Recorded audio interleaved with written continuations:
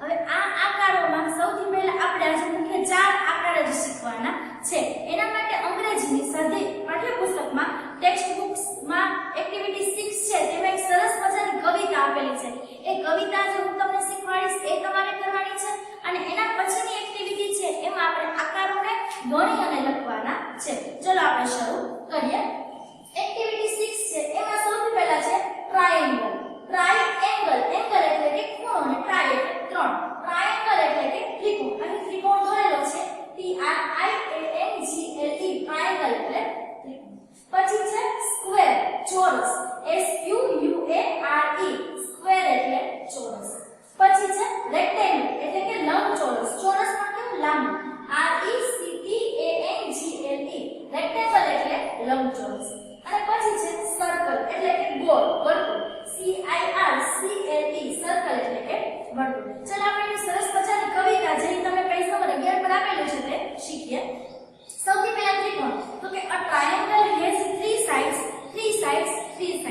Triangle એટલે કે ત્રિકોણ. ત્રિકોણની કેટલી બાજુઓ છે? સાઈડ એટલે બાજુઓ 1 2 અને 3. એક બાજુ બીજી બાજુ અને ત્રીજી બાજુ. ત્રિકોણને 3 બાજુઓ હોય છે. a triangle has three sides.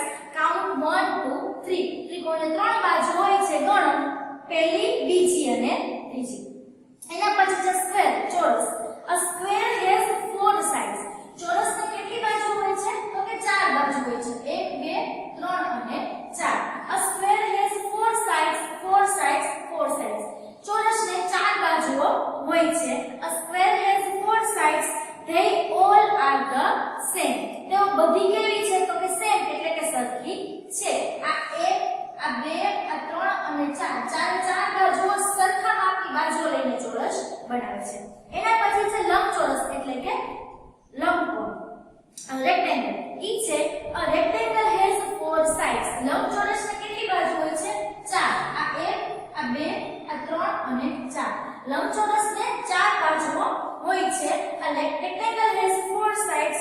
two short and two long. short એટલે ટૂંકું, long એટલે લાંબુ. બે કેવી છે? ટૂંકી. આ બે બાજુ ટૂંકી છે અને બે બાજુ કેવી છે? તો કે બે લાંબી બાજુઓ છે. એના પછી છે સર્કલ એટલે કે વર્તુળ. a circle goes round and round. Circle એટલે વર્તુળ. વર્તુળ કઈ રીતે થાય છે? તો કે ગોળ ગોળ ગોળ થાય છે. a circle goes round and round. no beginning no end. એટલે કે શરૂઆત નથી ને અંત નથી. આમ એક જ વખત શરૂ કરી અને પાછું ગોળ ગોળ ગોળ ગોળ કરીએ તો રાઉન્ડ બની જાય છે ને ક્યાંય પણ શરૂઆત કે અંત આ વર્તુળને આવતો નથી. આ જે મેં તમને પોયમ શીખવાડી છે ઘરે તમારે ટેક્સ્ટ બુકમાં વાંચવાની છે. એના પછીની છે એક્ટિવિટી 7. તમારા નીચેના ચિત્રનું વર્ણન તમારા શિક્ષક પાસેથી સાંભળો. તેમાં શેપ્સની સંખ્યા ગણો, લખો અને રંગ પૂરો. શેપ્સ એટલે કે આકારો. એમાં આપણે આજે ગણી અને લખવાના છે. જેવું અહીં બતાવીને આપેલું છે કે આમાં બ્લુ કલર, આમાં રેડ કલર, આમાં યલો અને આમાં બ્લેક એટલે કે કાળો. એ ચારે ચાર રંગના તમને અહીં આપેલા છે. હવે આપણે તેને ગણશું. સૌથી પહેલું લઈએ તો ત્રિકોણ. તો તમારે જોવાનું છે કે આખા ચિત્રમાં ત્રિકોણ કેટલા આપ્યા છે. બરોબર છે. સૌથી પહેલા આપણે ત્રિકોણ જોઈ લઈએ. તો સૌથી પહેલા આ જે મોઢું આપેલું છે એમાં એક મુખ્ય ત્રિકોણ આપેલું છે. મુખ્ય ત્રિકોણ પછી 1 2 3 અને 4. 4 થયા છે.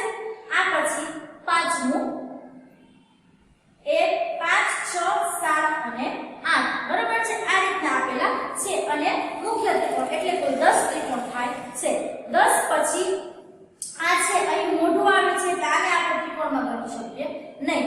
એટલે 11 12 13 અને 14. કુલ 14 ત્રિકોણ થાય છે. તો તમારે શું કરવાનું છે? અહીંયા અહીં બાજુમાં આ રીતે 1 4 એટલે કે 14 એ રીતે લખી નાખવાનું છે. અને એની સાથોસાથ જેટલા પણ ત્રિકોણ આપેલા છે એટલા બધામાં તમારે અહીં બ્લુ કલર આપેલો છે એટલે તમારે બ્લુ રંગ પૂરવાનો છે.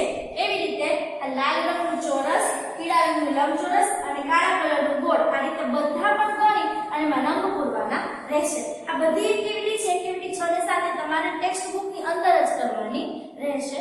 Thank you.